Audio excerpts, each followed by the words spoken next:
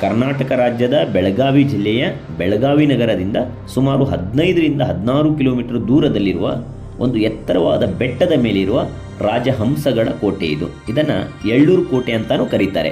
ಬೆಳಗಾವಿ ನಗರದಲ್ಲಿರುವ ಕೋಟೆಗಳ ರಕ್ಷಣೆಗಾಗಿ ಅಂದರೆ ಶತ್ರುಗಳ ಚಲನವಲನಗಳನ್ನು ಗಮನಿಸೋಕ್ಕೆ ಇದನ್ನು ಬೆಳಗಾವಿ ನಗರದ ಹೊರವಲಯದಲ್ಲಿರುವ ಒಂದು ಎತ್ತರವಾದ ಬೆಟ್ಟದ ಮೇಲೆ ಕಟ್ಟಿದ್ದಾರೆ.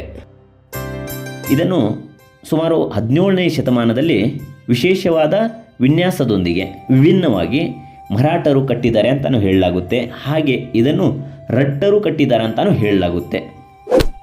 ಇದು ರಾಜಹಂಸಗಡ ಅಥವಾ ಎಳ್ಳೂರು ಕೋಟೆಯ ಎಂಟ್ರನ್ಸ್ ಅಂದರೆ ಪ್ರವೇಶ ದ್ವಾರ.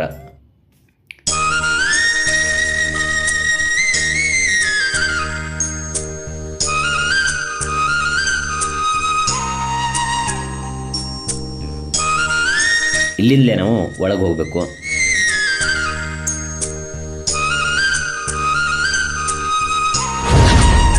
ಪ್ರತಿದಿನ ಇಲ್ಲಿ ಸಹಸ್ರಾರು ಪ್ರವಾಸಿಗರು ಬಂದು ಹೋಗ್ತಾ ಇರ್ತಾರೆ. ಬರೀ ಕರ್ನಾಟಕ ಅಷ್ಟೇ ಅಲ್ಲದೆ ಮಹಾರಾಷ್ಟ್ರ, ಗೋವಾ ಹಾಗೂ ಬೇರೆ ಬೇರೆ ರಾಜ್ಯಗಳಿಂದ ಪ್ರವಾಸಿಗರು ಬಂದು ಹೋಗ್ತಾ ಇರ್ತಾರೆ.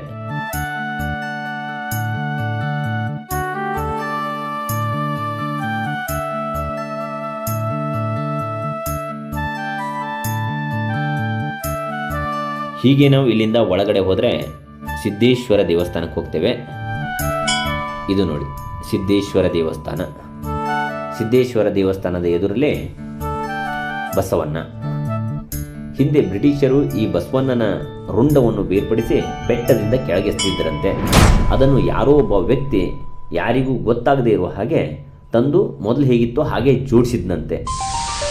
ಹಾಗೆ ಈ ಸಿದ್ದೇಶ್ವರ ದೇವಸ್ಥಾನದ ಎದುರಲ್ಲೇ ಬಲಕ್ಕೆ ಪಾಂಡವರ ದೇವಸ್ಥಾನ, ಹಾಗೆ ಎಡಕ್ಕೆ ರಾಮಲಿಂಗ ದೇವಸ್ಥಾನ ಇದೆ. ಇದು ಇಲ್ಲಿನ ಸಿಹಿ ನೀರಿನ ಬಾವಿ. ಈ ಬಾವಿ ಯಾವತ್ತೂ ಬತ್ತೋದೇ ಇಲ್ಲ ಅಂತೆ. ನಾನು ಮೊದಲೇ ಹೇಳ್ದಂಗೆ ಇಲ್ಲಿಂದ ರೈಟ್ ಹೋದರೆ ಸಿದ್ದೇಶ್ವರ ದೇವಸ್ಥಾನಕ್ಕೆ ಹೋಗ್ತೇವೆ, ಇಲ್ಲ ಸ್ಟ್ರೈಟ್ ಹೋದರೆ ಹೌದು, ಎಷ್ಟು ಜನರ ಆರಾಧ್ಯ ದೈವ ಶ್ರೀ ಛತ್ರಪತಿ ಶಿವಾಜಿ ಮಹಾರಾಜರ ಭವ್ಯ ಪ್ರತಿಮೆ ಇದೆ ಇಲ್ಲಿ. ಇಲ್ಲಿ ಎಷ್ಟೋ ಜನ ತಮ್ಮ ಸ್ನೇಹಿತರ ಜೊತೆ, ತಮ್ಮ ಕುಟುಂಬದವರ ಜೊತೆ, ತಮ್ಮ ಪ್ರೇಮಿಗಳ ಜೊತೆ ಬಂದು ಫೋಟೋ ತೆಗೆಸ್ಕೊಂಡು ಸಂಭ್ರಮ ಪಡ್ತಾರೆ. ನೀವು ಲೈಫಲ್ಲಿ ಒಂದು ಸಲ ಆದರೂ ಈ ರಾಜಹಂಸಗಡ ಅಥವಾ ಎಳ್ಳೂರು ಕೋಟೆಯನ್ನು ನೋಡಿ ಅದರ ಮೇಲೆ ನಿಂತು ಸುತ್ತಲಿನ ಸುಂದರವಾದ ಪ್ರಕೃತಿ ಸೌಂದರ್ಯವನ್ನು ಸವಿಯಿರಿ. ಒಂದು ವೇಳೆ ನೀವು ಈಗಾಗಲೇ ನೋಡಿದ್ದಿದ್ದರೆ ನಿಮ್ಮ ಅನಿಸಿಕೆ ಅಭಿಪ್ರಾಯಗಳನ್ನು ಕಮೆಂಟ್ ಮೂಲಕ ತಿಳಿಸಿ. ಒಂದು ವೇಳೆ ನೀವು ಇನ್ನೂ ನಮ್ಮ ಚಾನಲ್ನ ಸಬ್ಸ್ಕ್ರೈಬ್ ಮಾಡ್ಕೊಳ್ಳದೇ ಇದ್ದರೆ ದಯವಿಟ್ಟು ಈಗಲೇ ಸಬ್ಸ್ಕ್ರೈಬ್ ಮಾಡಿಕೊಳ್ಳಿ ಹಾಗೂ ನಿಮ್ಮ ಸ್ನೇಹಿತರಿಗೂ ಈ ವಿಡಿಯೋನ ಶೇರ್ ಮಾಡಿ.